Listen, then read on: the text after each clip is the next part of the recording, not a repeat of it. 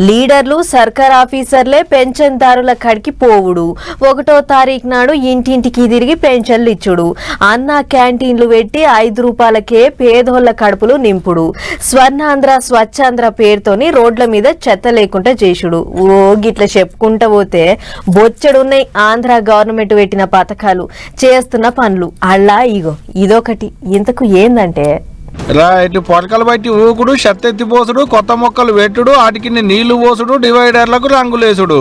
Andhra government వాళ్ళు పెట్టిన operation clean sweep కార్యం సురువైంది. మంత్రి నారాయణ సారే దగ్గరుండి సాల్వ్ చేసిండు ఈ కార్యాన్ని. అసలు ఇది అంతేందంటే మున్సిపాలిటీలను తేటగా చేసేటి కార్యం.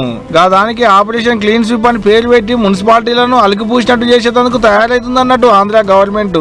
పట్టణాలలో ఉన్న పబ్లిక్, స్వచ్ఛంద సంఘాలు మున్సిపాలిటీల కొలువులు చేసేటోళ్లకు సాయం చేయాలి, పట్టణాలను నున్నగా చేసేందుకు ఆశలు కావాలంటున్నట్టు. గీడొక్క కాన్నే కాదుల్లో రాష్ట్రం అంతా ఎవరి జాగలాలు, మంత్రులు, ఎమ్మెల్యేలు, జిల్లాల అధికారులు అందరికీ ఇదే పని ఇయ్యాలా, ఇంకో పనేం లేదు మళ్ళా.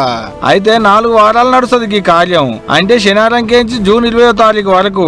మొదటి వారంలో రోడ్లు, పబ్లిక్ తిరిగేటి జాగలు, 2వ వారంలో మురికి కాలువలు, 3వ వారంలో ఇండ్లు, దుకాణాలు, మార్కెట్లలో చెత్తెత్తిపోసుడు, 4వ వారంలో పబ్లిక్ పాయకానాలు సాఫ్ చేసుడు.